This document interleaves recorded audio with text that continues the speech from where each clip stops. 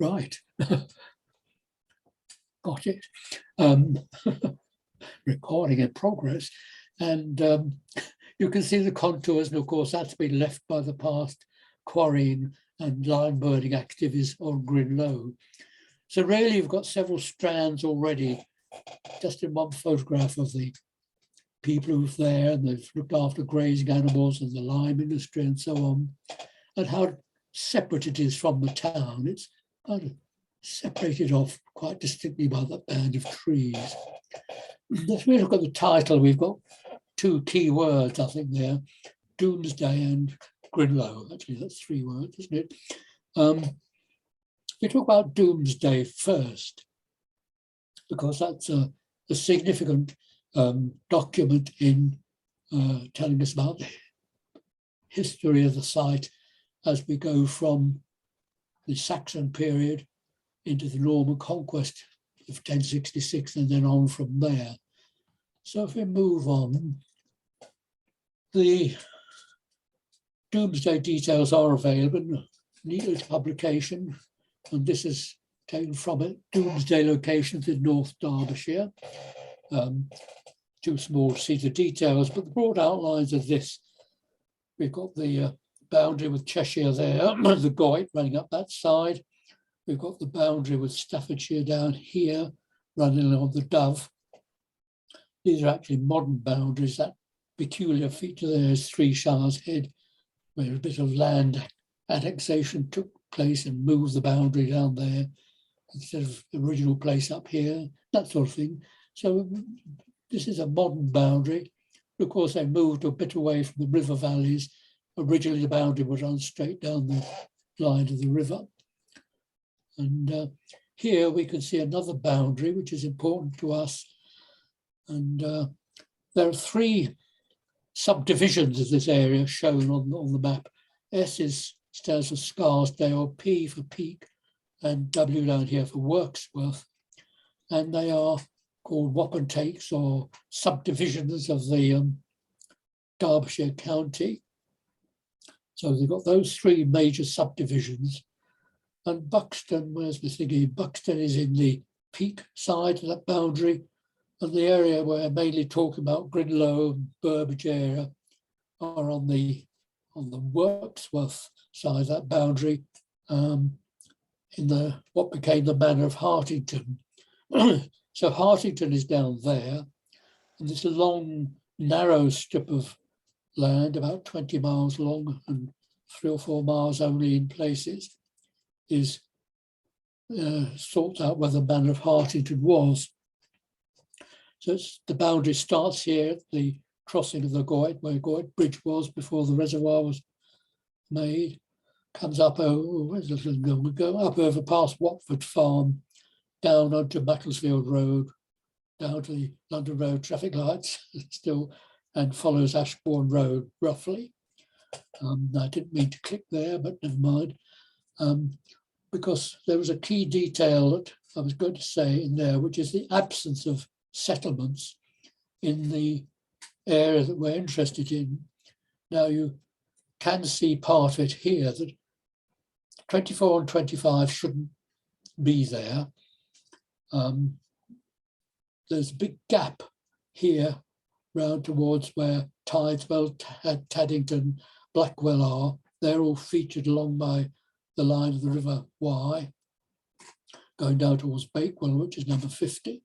But there's this large area with none of the Doomsday settlements shown.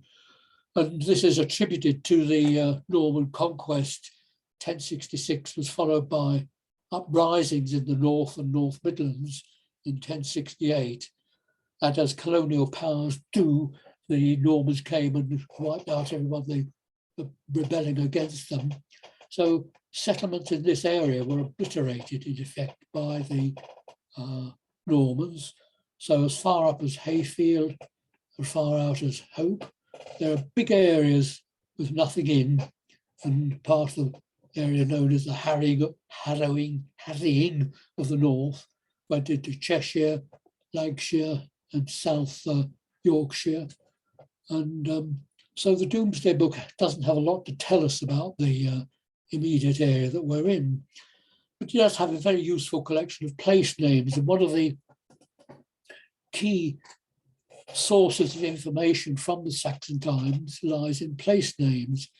As we heard in the previous talk, there's very little systematic information, either written or in archaeology, from the Saxon era, and I think it gives you a coherent picture. But place names do. They are very useful, and in our area, they are mainly of Saxon origin. And the way Saxon words have come through tell us quite a bit about what was going on. And there are some Nordic, some Norwegians, Viking-type names around. If you think of Knutsford, if you drive into Knutsford, there's a statue to Canute on the way in. The Canute's Ford is a sort of Danish symbol over there. You get Chelford over there, another North European name. And of course, we have Chelmorton, who might have been Nordic. But apart from that, most of the area and names around here are of Saxon origin. But the ones that I featured on this scale up of the previous one, which I clicked on prematurely, relate to Burbage in the first instance. Burbage is here, number 13 in my writing. A Burbage is a combination of Saxon words meaning fort on a ridge, which describes Burbage very nicely. We have Burbage Edge, and we have a lot of old trackways going from Burbage over into Cheshire. So we seem to have a kind of Saxon outpost up there. And there's another one with the same name over here, Burbage Rocks. We've got Burbage Moor over here. But again, this is on an important set of old tracks going through into South Yorkshire. And funnily enough, there is also a Buckstone up there, spelt as two separate words, just as we've got a Buxton here. But we've got this fort names, and if you start looking at fort names with BUR or BURY or BURH or whatever in Doomsday or other relevant documents, and indeed local place names, you can trace a number of Saxon fort names around this area. That's Notbury, just over the county into Staffordshire as it happens. We've got Pillsbury here, which is shown as a Norman Motte and Bailey, which is true, except it would have been on the site of a Saxon fort with the Berry name built into it. We've got Congsbury here, which I show as number 9. There are certain names like Burton, including Burton-on-Trent, which means a town, not necessarily where the burr is, but possibly supplying a supply base for the burr. We do know that there was a burr established at Bakewell in 920 AD. That was a sort of posh one. That's the only really documented one. Otherwise, it's place names. And then supplementary names like Burton or Burley, or of course down here, just beyond Harper Hill, there are a lot of Burlow Road and Burley field names. And they again seem to suggest there was a kind of Burton or Burr Fields in that area, possibly in support of the lonely outpost on the top of Burbage Edge. So anyway, I just sketched those on the map and linked them all together. I just see this as a fairly isolated Saxon area of the White Peak, where the Peak Landers name came from, and played about by various forces of colonial forces over the years. So that's Doomsday, but Grinlow, what's in the name? Low, of course, is a common local word for hill around here. If we look at the name Grindel Ford, we've got a combination of, it's a Saxon-Norman hybrid. We've got the green, green, the ford, and del of the ford or by the ford. If you take Grindel Ford, it seems to be telling us there was an area called the Green by the ford. Of course, you get plenty of other Saxon-Norman hybrids. classy one would be Ashby de la Zouche or Zouch, depending on how you pronounce it. This kind of Norman French linkage refers to Grindleford, and in early documents relating to the area near Grinlow, we often see Gren del Gren or Green del Green, however you like to pronounce it. Sometimes it has the acute accent there, but I haven't got that on my keyboard, so no acute accent, but is it Gren del Gren or whatever? Again, it seems to be suggesting a kind of hybrid name of the Green by the Green Hill. And the Green is a small, significant area next to a much wider, open grazing area. Seems to be the message coming through. Let's talk about the village green. It's a popular concept in history of English villages. You've got different types of English village. You've got compact ones. And here one can have Hartington as an example, where everything is sort of clustered around where the church and whatever is. And you've got 4 or 5 roads meeting there, one from the mill and one from the big inn and one coming in from the different areas. So you've got a church and the green there. But a lot of the villages around here are single street villages in their medieval origins. Buxton is a good example, single street village of about 20 settlements from the top of Terrace Road down to where the London Road traffic lights are. The church at one end, Fairfield is the same, running from their church down Water Swallows Road. And they've grown up around those single street villages. But the green would be used for all sorts of local gatherings, markets, fairs, dancing around the maypole, whatever. But importantly, they also seem to have had quite often a law and order role, a kind of contact point for the local lord or the manor's agents would come and check on breaches of local laws, illicit trespass, theft, damage to property, straying animals. Sometimes you had stocks there, and often a pound or pinfold, depends on the area. But in our area, pinfold is used for pound, and that will be managed by a pinder. And we'll come to that in a moment, what they did. But there's another type of settlement, which is more like the area we're talking about, widely dispersed settlements where they don't have a kind of tight focus like the villages, but they could still have the green, where that was a focal point for contacts from the lord or the manor's agents to come and discuss what was going on in the area and to collect money that had been had from impounded animals, that sort of thing. So if we look at the documentary evidence, and here's a very useful book on the Manor of Hartington, was produced a few years back by a man named Ron Weston. There's a lot of useful information in. 1244, the dispute over land ownership in the Manor of Hartington referred to Buckstaines, yes, you know where that was. 1262, 30 acres of land at the Green were sold by William of Buxton to Richard and Mary of Goyt for 20 marks of silver plus 1 apple at Christmas, at Michaelmas. So the Green is an area in the Manor of Hartington that's documented as far back as 1262, and it does refer to the area next to Grinlow.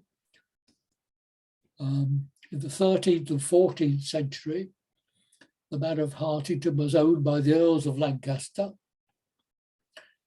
and they made a lot of money from selling sheep's fleeces to the Netherlands. It seems a little bit remote, but in those days it happened.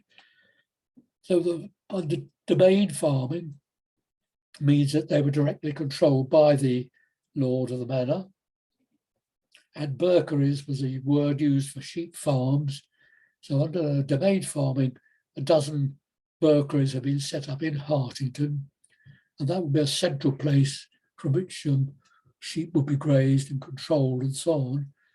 This annual taking of the fleecing of them, this was strange, but a lot of these fleeces apparently were exported to the Netherlands via East Coast ports like King's Lynn, presumably, or Hull, and it was a main source of income of the Earls of Lancaster at that time. However, things changed with the Black Death and famines and all that sort of thing, and changing times in the villages. In 1423, those burkeries were leased out to tenants instead of being directly managed by the manor, the Earl of Lancaster and his crew. So we get a record of where these local burkeries were. And we have Gren is one, early state recorded, 1358. There were 219 wethers. I think of Wetherspoons, you probably wouldn't like the connection, but they were castrated rams. So presumably castrated ram would be a bigger form than a ewe, and would roam freely on the sites and not do too much sheep breeding. But they would get a good quality fleece from them. It does recall that in that year, there were 240 fleeces taken from 219 wethers.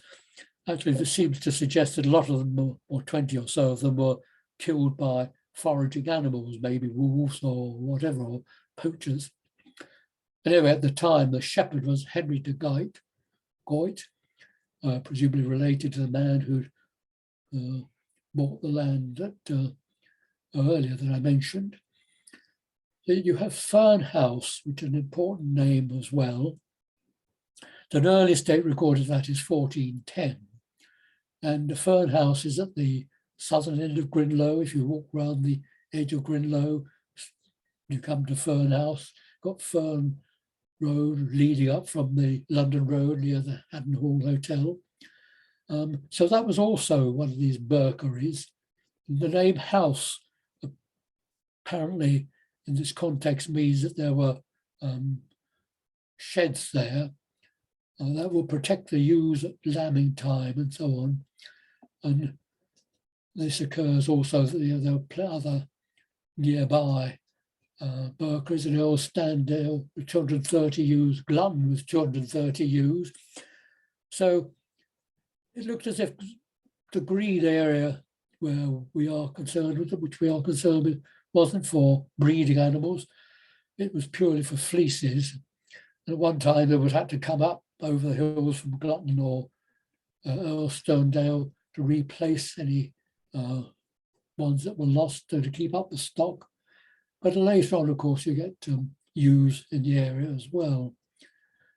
So a burkery, like the French bergère, apparently the name Barker may derive from Burker being a shepherd. You needed access to extensive grazing, management of the flock, provision for sheep washing and shearing, that's important, storage for equipment and fleeces. So if you think up the Green, it's next to the cavern. Now my view on this is that the cavern must have provided a space for shelter and storage, but also access to the underground stream. You've got to wash the sheep somewhere, and if you drive the poor things into the cavern, it must have surprised them. But I don't see why you shouldn't have had a sheep washing arrangement within the cavern. Where else could they have been washed before they were fleeced? So the cavern and the Green and Grinlow may very well have had a kind of interlinking in the economy of the day. Fern House, as mentioned earlier, actually on 19th century ordnance survey maps, the Sherbrooke, the narrow stream, it comes down fairly near to Fern House. And at that time, there was a small weir and a pond there close to Fern House, which would have provided for sheep washing. So seems a consistent picture. Moving on, 1614 now, Duchy of Lancaster. We've now got 12 blocks of land in the area we now call Harting and Upper Quarter. And you've got the Booth, 975 acres, one extreme, and at the very small end of the scale, you've got Fern House and the Green, 21 acres. But in terms of worth per acre, at the time, some of these areas were fetching only about a penny per acre in actual rent. Put the surveyor up there worth. He estimated they were worth around 12p per acre or a bit more in some cases, except Fern House and the Green, where they were coming out at 45 pence per acre. So clearly they were regarded as good quality sites compared with some of these others, I mean, including the ones over at Burbage, up around the Beat and that area, which were rated very low in terms of their value per acre, compared with the grazing areas on Grinlow serviced from Fern House and the Green. The survey also includes names of some people, of the tenants, not all of them. There's no tenant listed for Fern House, unfortunately. But an Ed Needham is listed as the main tenant for the Green. And other subtenants listed for the Green are Ed Bennett, Joss Ferns, somebody Harrison, and somebody Chadwick. Now, the Bennett name is significant because the current owners of the site are still called Bennett, and they know their roots go back a long way, so possibly their 13 times great-grandfather was there in 1614. Now, if we look at the earliest map of the area, there's two estates merging here or overlapping. This is the Earl of Newcastle, who went on to become part of the Devonshire estates. So the land shown with boundaries is Earl of Newcastle, and the other land still had boundaries, but they're not shown because it was Duchy of Lancaster. But anyway, what we've got is the cavern there and the cottages on Green Lane that are now adjacent to the Paul's Cavern car park there. And this is the original line of Green Lane going along here. Diddly dum dum dum dum there. It splays out here into other ground, but in fact, when the turnpike was built in 1765, the turnpike road cut that loop out, so it goes straight across there. So the access to Paul's Cavern, the Paul's Cavern car park and so on, is this area here. And then there was a property there, oh dear, going on again, never mind, Green Lane, but you could see at the end there were changes due. And of this 1833 map, we've leaped to showing the way the turnpike went.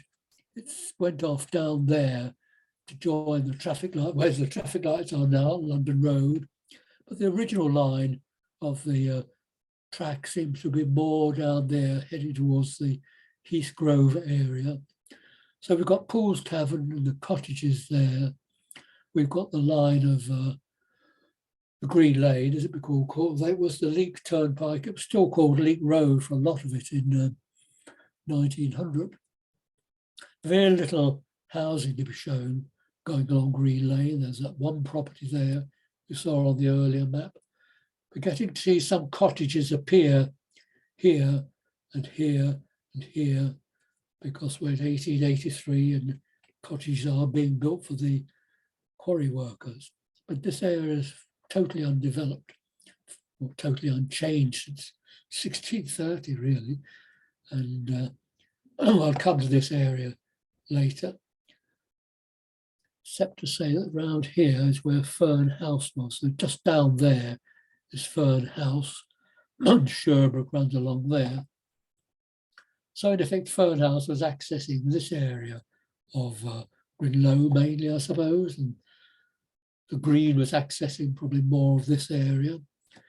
Other features that you can see between the 1883 map, that's Temple Farm that was established up on top of the bridge, which we'll talk about later. Solomon's Temple there, of course.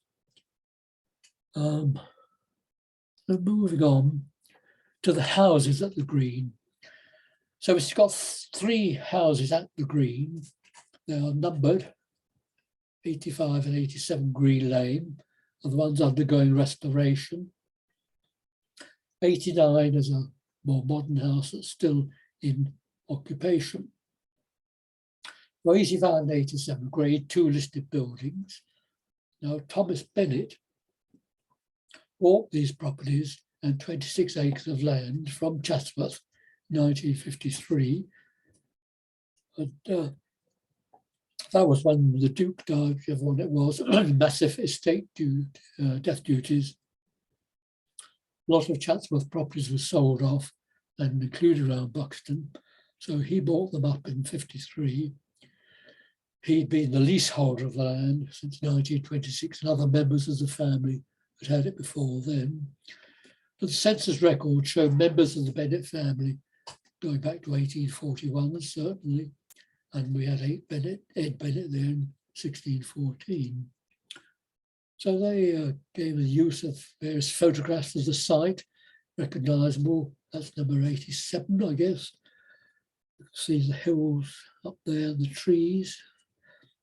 Important feature here, look carefully, you can see that stone wall runs around there, and it's a fairly high stone wall, and that is a pinfold. So that was a local pinfold on the end of that cottage. Other pictures of the cottages. Artistic impression, I think that's 1963, but it gives you an idea of the setting. It still have the lane going up there, the three cottages, and cutting back to where the Pools Cavern car park is now in this area. Now, this is an important actual photograph from 1870, shows the three cottages here, and you can see the pinfold very clearly in this. You can see from the photograph how high it is. The rim is as high as the top of that window there. That'd be about a 4-foot wall, that's probably about 8 foot. So it was used in pounding sheep, and you've got the entrance there. Sheep couldn't jump out over it, or other stray animals. And the other cottage there at 85, that's 87, that's 89. So Green Lane is here, and again, you've just got that one building there, which is on the school site now. Otherwise, Green Lane is clear. You've got Broad Walk over there with a slight curve in it, due to the lens, I guess. That's where the marketplace is up there, that Bath Road going up the slope there. So you can see old Buxton, the development of it occurring. Developments up around the park area. The Palace Hotel opened 1868, that's there in the photo. Nowadays, if you look from that same point, you would see the dome of the Devonshire there.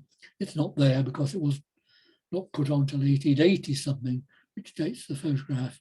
But it does show how the green area and Grinlow are separate from the town. There's this distinct boundary.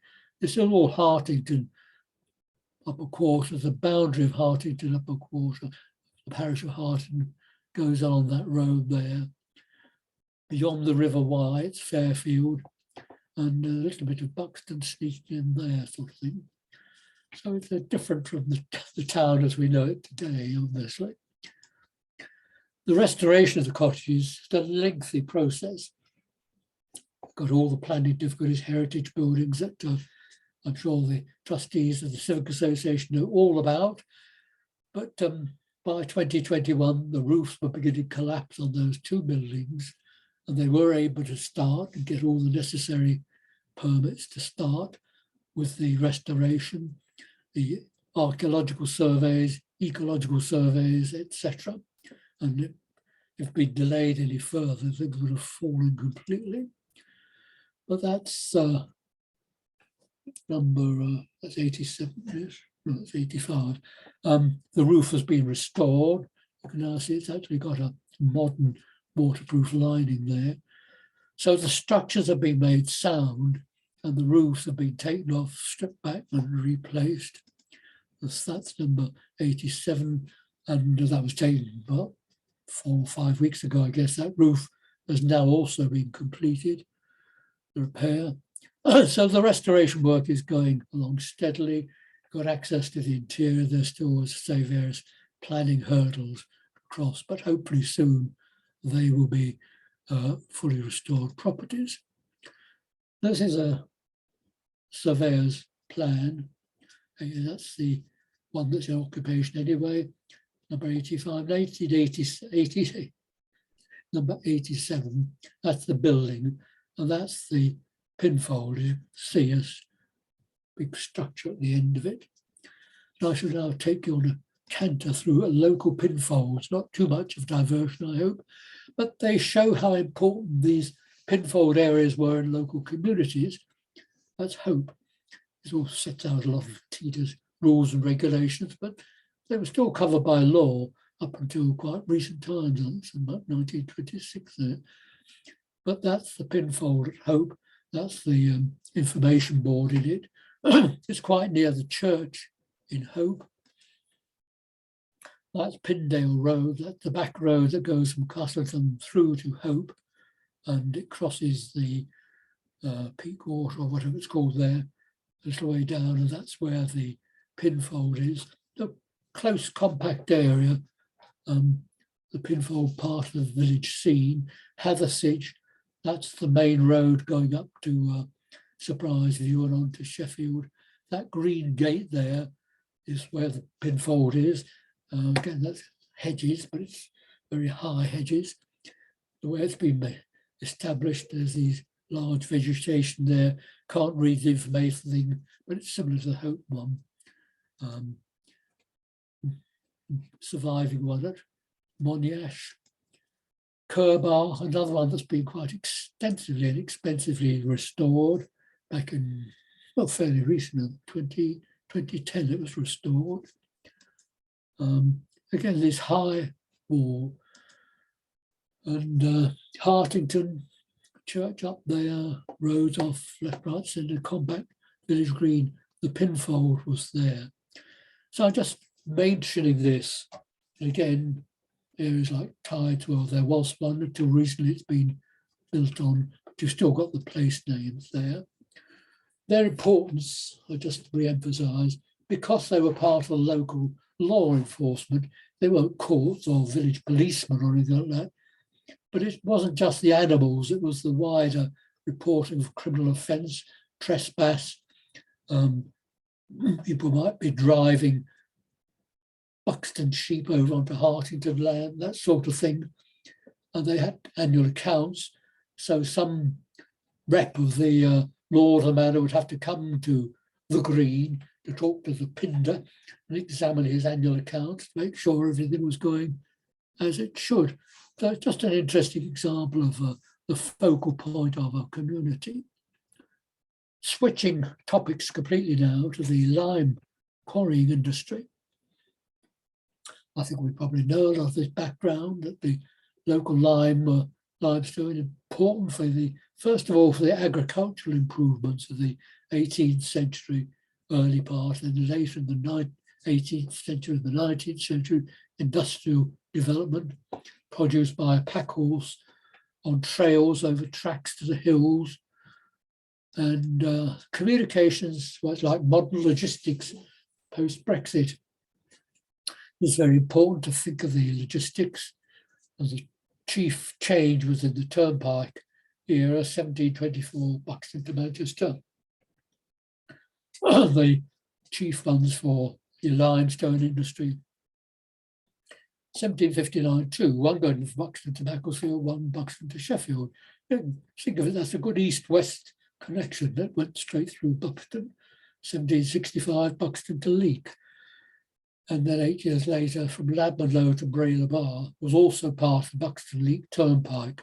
And it was clever of them because they now sandwiched Grinlow between what is now Green Lane and Grinlow Road. So they, in effect, cut off, or was sandwiched, the quarrying industry in Grinlow in their own little bits of the turnpike. So it was cleverly done. Prior to that, the Buxton, the Grinlow was very well sited and had a good strategic lead for communication. But come canal and railway links, they all began to open up elsewhere. Peak Forest Canal, Whaley Bridge and Buxworth. 1796, a tramway link to where the Doveholes quarries were. 1831, the Cromford and High Peak Railway opened. You'd think that would help Grin Quarry, but it didn't, because at the time, the quarry owner had to pay for the sidings, and the people who were leasing Grin Quarry at the time wouldn't be bothered. They didn't want to incur the thing. So they just took their produce through to the sidings at Lappenlow, the goods yard, instead of bringing mainline trains into Grin Quarry until 1857. So they're really beginning to get behind the curve there at Grinlow there. It was 1870s. The CHBR was linking up to the main rail network. You're seeing the massive development at Dove Holes. You're seeing massive developments down at towards Braillemar, Herdlow, and down that way. But Grin Quarry is a bit of a poor relation now on the quarry scene, which means that not too much of it was quarried away, which is a good thing. Looking at the way the industry developed, apart from the logistics. So the Duke of Devonshire purchased the Manor of Hartington in 1662, enlisted the coal mine, acre, and several kilns. Tenants on the little bits of enclosed land could dig limestone and make lime for their own use. They could not sell it. That again would be picked up by the pinder of people selling lime they'd made. 1698, this Brock family, they became listed as the tenant of the lime kilns and coal mines. That family remained as leaseholders till 1789. 18th century accounts, 1704, Bishop of Carlisle. This hill is called Buxton le Gren, covered with lime kilns, produce is sent to Cheshire. 1734, Dr. Short. Grin Hill is a mountain of easy ascent, consisting chiefly of limestone, which with the coarse coal got nearby, is burned and carried into Cheshire and Lancashire and the neighbourhood for building and manuring of lands. This is the key thing at that time. 1738, Mr. Dickinson appeared. He was actually, I think, Lord of the Manor at Taxon, and he had coal mines there. But he began to lease a small area on Grinlow. There was an ongoing dispute with Brock family, who didn't want any competition. So they, 1766, they recorded as operating 8 kilns with 5 men at each, 7 months per year, So 40 men, or 40 people, working on the kilns, age and gender unknown. And 1766 also, there was an application to develop the Macclesfield Canal.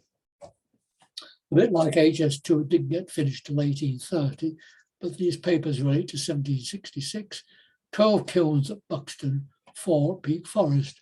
So you can see at that time, the Buxton scene was dominating the limestone industry. And of course, as we know, they were located on the side of Grinlow, adjacent to Green Lane, produce taken up by packhorse via various toll gates. Typically at that time, each site would consist of a quarry face cut into the sloping rock from a flat area, and that way access fit for breaking stones would be loaded to a kiln at the lower edge of the area. You can still see one example of this is out at Sterndale, where up here is the road. If you go from Braillemar along the Longnor Road, it's signposted Sterndale and Cloudcote, yes. So the road ran up there. There's a quarry face, the uphill side of it, in a flat area. So you can see the exposed quarry face, probably about, 30 feet high, flat area, come across the road, drop all the stone, broken stone into a kiln down there, take it out the bottom. So that's a surviving example. It's quite a developed one. A lot of the early kilns were much cruder than that. So those sort of kilns, a life of 5 to 7 years, they said. They'd have taken all the stone from that site, they'd need to move the kiln on. So the side of Grinlow facing the town, remains of extinct quarries and kilns, smoke and fumes from active kilns. The pack horse trails avoided the town centre, but the smoke and fumes were clearly visible from there, and changes were needed as the crescent developed and so on, particularly as the sites moved higher up the hill, and the Duke of Devonshire of the day decided future sites should be on the other side of Grinlow, and that's where extensive tree planting schemes began in the 1820s now. So this led to the view of Grinlow, which I mentioned earlier. You've got the beautiful plantation, the Grinlow Woods, and then sort of 1840s, Pool Cavern opened up as a tourist attraction. It had been available for years, almost centuries, but became a proper one with paid admission and refreshments and whatever. And of course, Solomon's Temple developed later on. So we've got these a totally different character of Grinlow, these things, the woods, the lovely woods, the cavern, Solomon's Temple. But these are all covered, or presumably will be by another talk. Certainly won't be covered by me. Now, if we look at this map, now John Leach, who used to work at Buxton Museum, did a very thorough survey of all the Grinlow data. And John Barnett, the Peak District archaeologist, helped him with some survey work. So John Leach produced a 35-page document, which is available online if anybody wants to read it. Goes into great detail. It even mentions the names of the horses who were in the stables in 1910. And anyway, there's Green Lane. That's the main path into Grinlow Woods now. This all enclosed areas at the time, but you see all these dots of different, the small ones down here, they're getting bigger as you come uphill. So as you come uphill, you've got a mass of little ones down there. They're getting bigger and bigger and bigger as you get up to the ridge, I suppose, would be around there probably. And then all these are on the other side of the ridge. This is the quarry area itself. So all the surface information has been lost there. There's kilns, the small separate kilns come downhill towards Grinlow Road, onto Stanley Moor, this area here. Cromford High Peak Railway is running up there, and the 1857 link goes into Green Quarry. We've got kilns and things there. So this maps out a large number, I think I forget how many it is, over 120, I think, of kilns scattered across the area.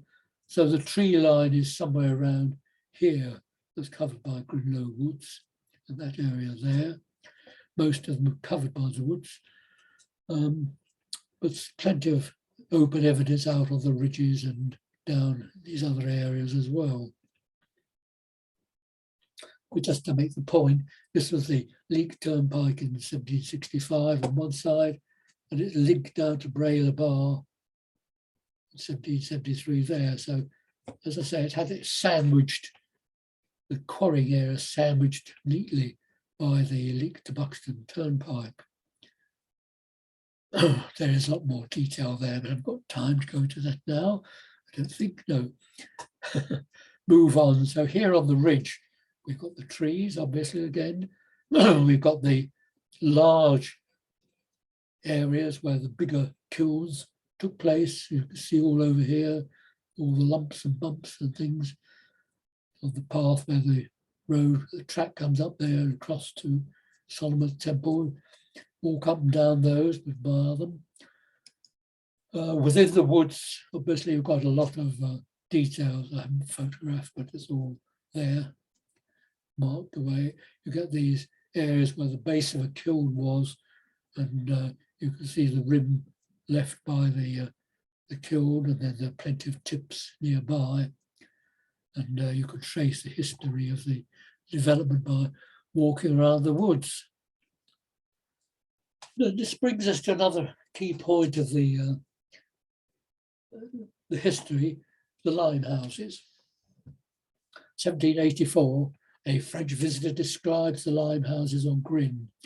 I looked in vain for the habitation of so many labourers and their numerous families, without being able to see as much as one cottage.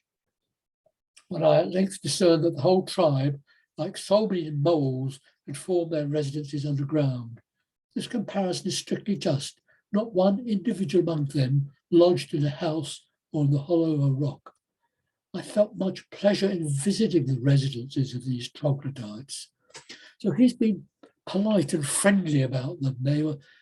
I mentioned 8 kilns on the go with 5 workers on each. Whether they're men, as I say, or men and boys, or whether they were women or as well, we don't know. But if there were 40 workers on those kilns at about this time, there must have been over 100 people living, and this visitor could only find their residences amongst lime houses. So a very important social aspect of the scene. Here's a contemporary sketch, and the sketch person is not being rude about them. They are living at a bigger tip, but it's been hollowed out inside. It's been finished off with stones to give it a frontage. It's got a kind of work area there where you could do what it was he wanted with his tools and bang about. The garden area, cultivated area in front. So they were living in cottages, in effect, that they'd made for themselves. And it obviously took time for all the lime ash and all the deposits to solidify. They actually formed quite strong structures. There was a tragic collapse in Dove Holes in 1863, when a family was killed by the collapse of a limehouse, but no other account that I'm aware of.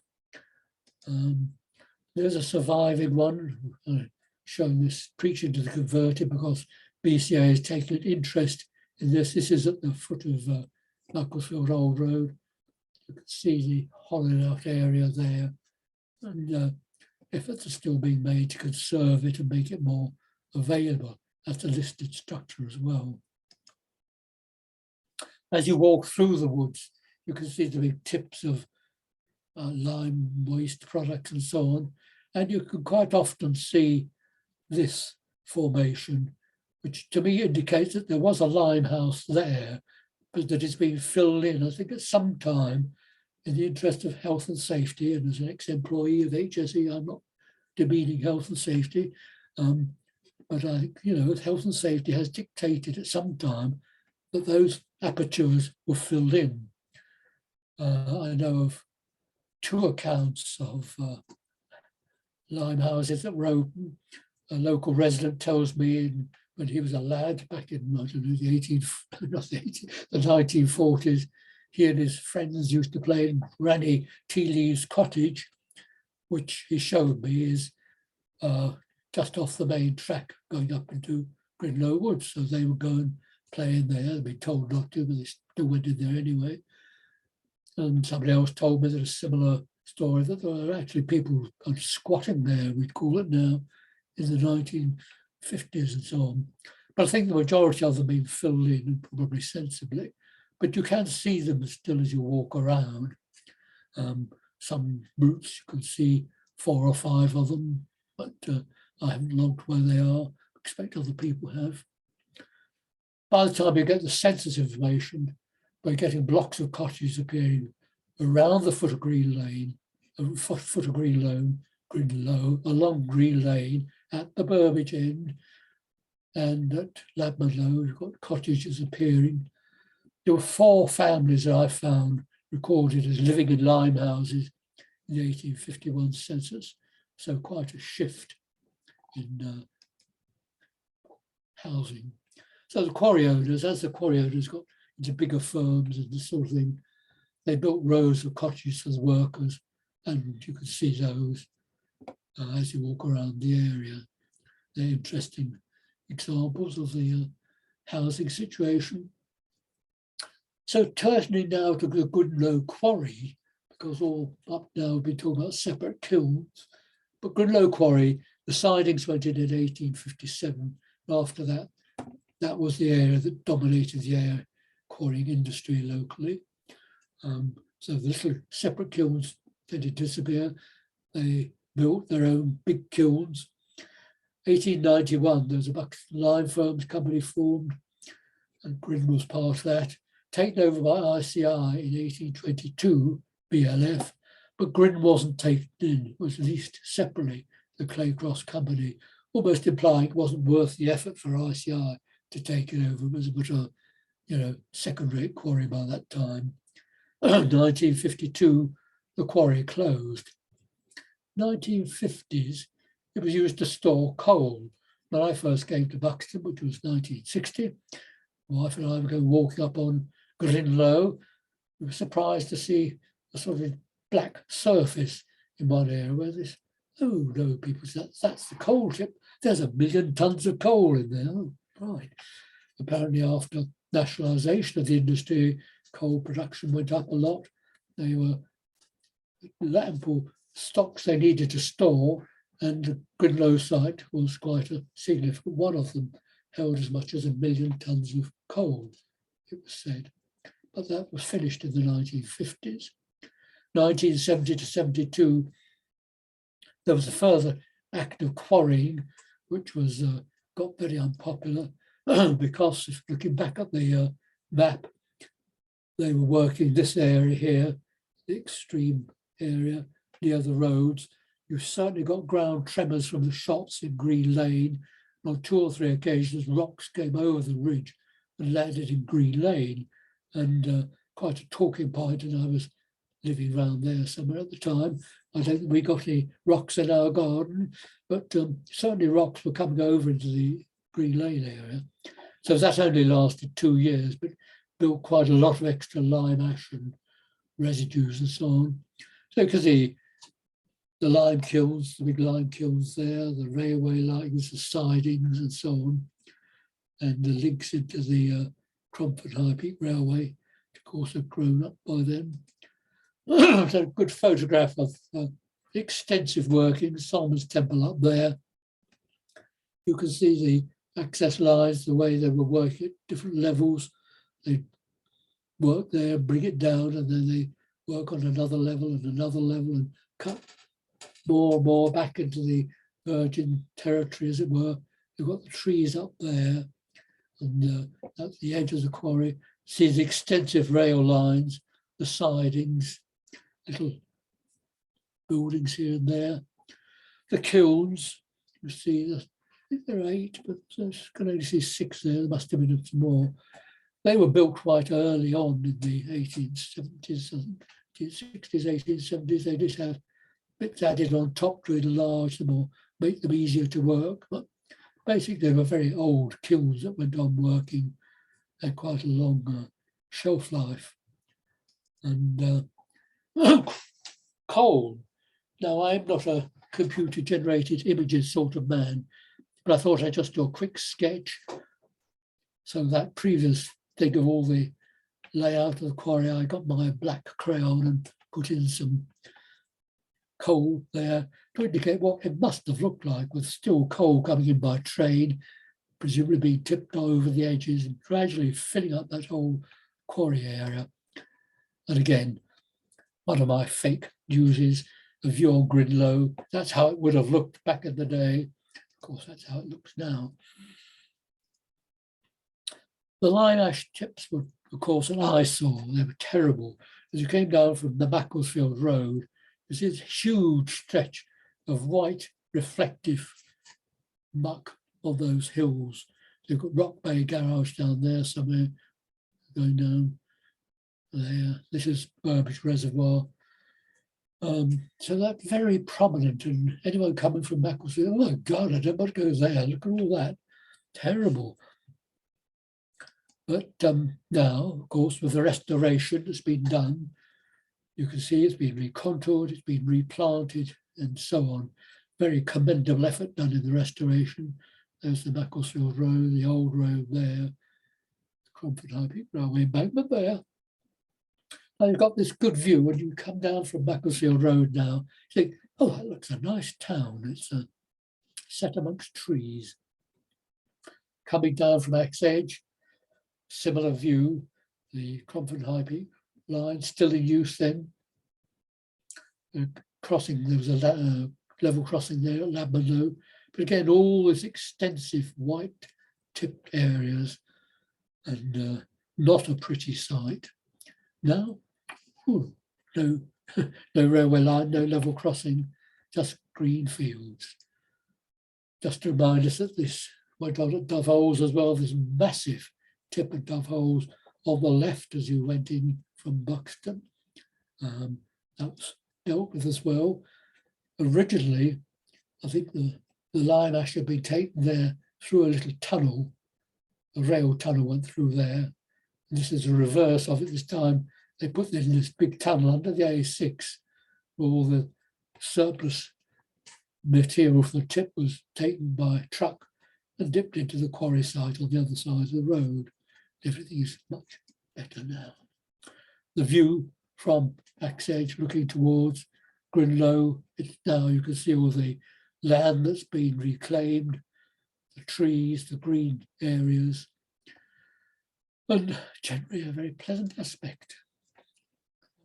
Could have mentioned that earlier, I suppose. There was a prisoner of war camp on Stanley Moor, just opposite the entrance to Grinlow. 100 prisoners put there for working in the quarries, but they worked up at Harper Hill Quarry. So they would come out in the morning, work up Harper Hill, walk up Harper Hill Road, but they didn't work in the Grinlow Quarry. Well, that's only just across the road, but you can see with crop marks, you can see where their huts were on that site.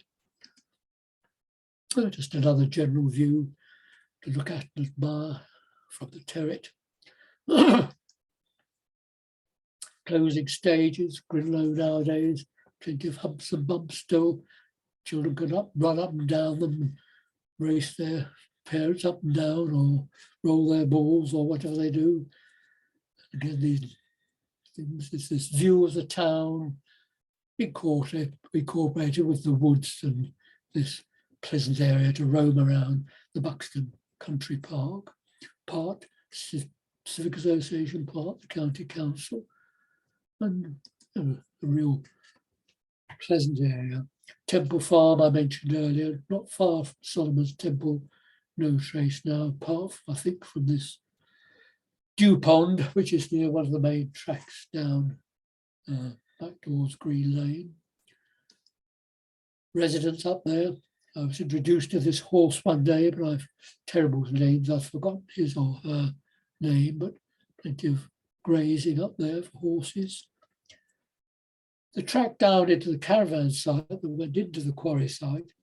And so the quarry site was resurfaced with spare material from the tips. You can walk down it from the ridge of Grinlow, nice path down. You can see how much has been excavated over the years. Walking down into the depths of the old quarry, the caravans there, nice little caravan site, parking for visitors. I think there's a tea room there as well, isn't there? You see again the height of the quarry face up there, and that's above the original quarry floor. That's been made up and levelled out. So they were quite a deep quarry there, but again, a good tourist facility, I would say, for the town. So as far as the residents are concerned, we're now mainly talking sheep, sitting in the shade on the ridge on a nice sunny day, or playing out in the open air, having fun with their friends. And that's it really. So goodbye to the sheep, goodbye to Grinlow. If anybody wants to read in these things in more detail, the Doomsday book is available. Am I the picture? Yes. No, neat little books.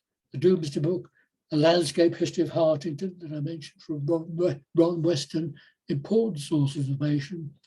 John Leach's article on Grinlow is available online, 35 pages long. The limestone quarries of Buxton that I wrote with Frank Emerson, a very prolific source of information for the Civic Association.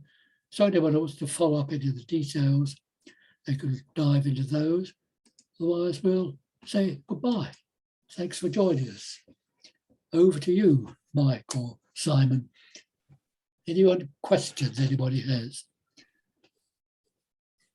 Hello, co-hosts. Yeah. Thanks very much, Alan. That was truly magnificent. I think we covered 1,000 years there in an hour. About that, yeah.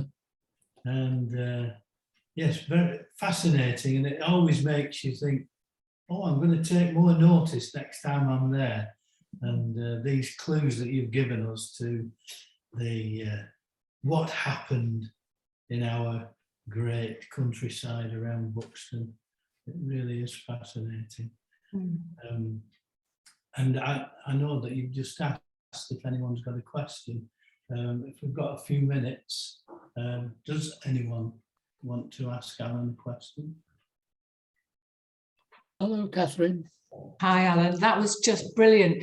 I was thinking that I've walked up there so often and I knew so little of that and had no idea either of what the town looked like when the quarries were sort of looming over, Yes. over it like that. And I was thinking about that. I know the Civic Association is doing lots of booklets, and I thought that would make a really good illustrated walking tour. You know, I know we're doing ones of the town, but it just strikes me that for residents and visitors, I can't be the only one who knew very little of even its recent history. And I just wondered, I know it's a lot of work, but would you think of doing a booklet or writing it up in a sort of walking tour sort of way? Yes, there are booklets on the environmental aspect of Grinlow, the woods and so on. But I know there's a lot of people with information about the woodlands up there, but I think it probably the case, as you say, that the more industrial aspects aren't covered in a small, easily digested way. We'll certainly look into it, Catherine, and it's only we can knock that sort of thing up in a few days, weeks or months.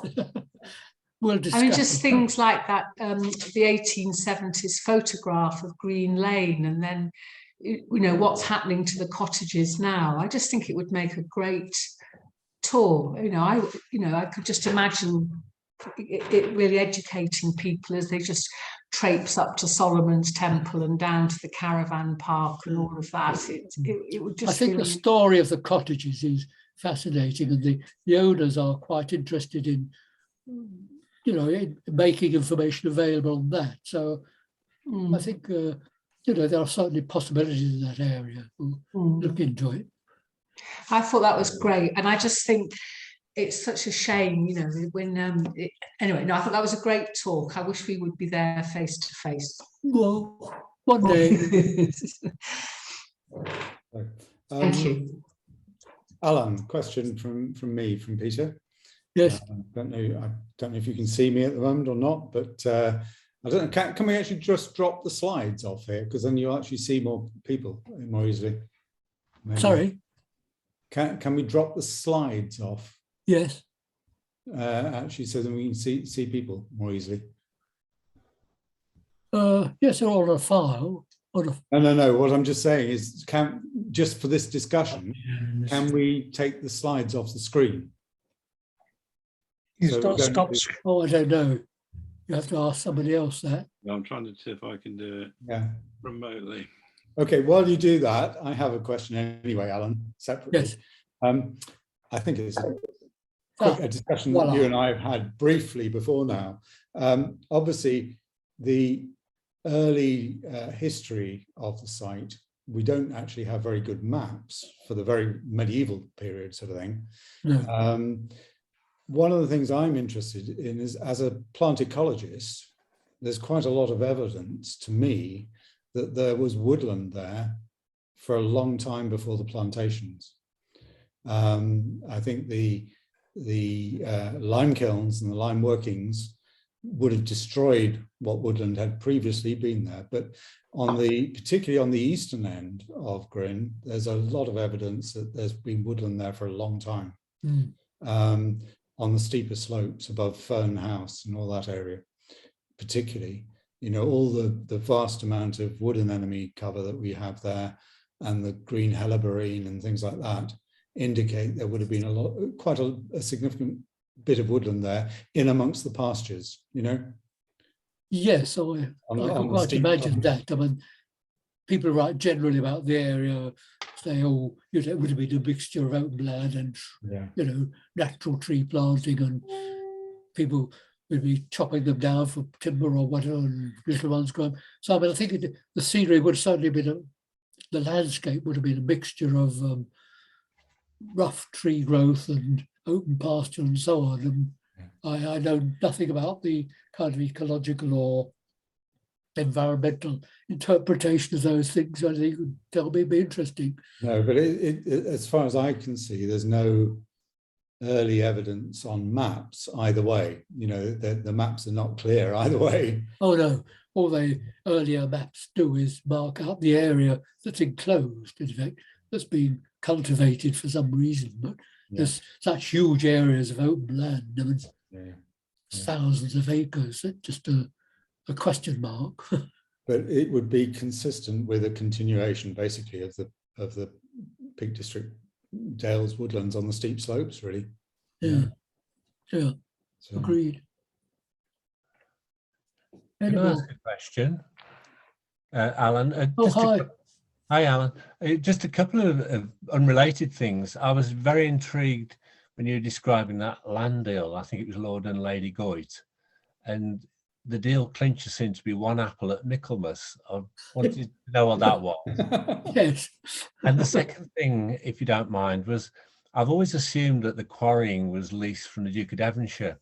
I'm just wondering, I just want to be sure in my mind who controlled that hillside. I know the sixth Duke put the leases on the other side. So who was owning the hillside through this time? You mentioned two families contesting it. Yes, so the Duke of Devonshire leased land to the Dickinson kilns were on enclosed land. That I think the Brock family had access to the common land under one lease, something like that, and then the Dickinson family were allowed to put kilns onto the on an area of enclosed land quite near Grinlow. I don't know if that's the point you're making quite, but Were they leasing off the Duke then? yes. Yes, I got it now. Yes, so they leased enclosed land from the Duke, but the Brock family were leasing the rights on the common land. I think that's the distinction. All right, thank you.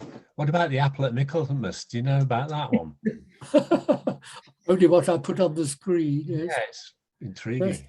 It's just mentioned in, I don't know if you know this book. No, you can't see me now. I'm not on this Hartington book by Ron Weston. It's just a thing that's mentioned in there. So that's all I know about it. Okay, thank you. An apple at Michaelmas was quite nice. Yes.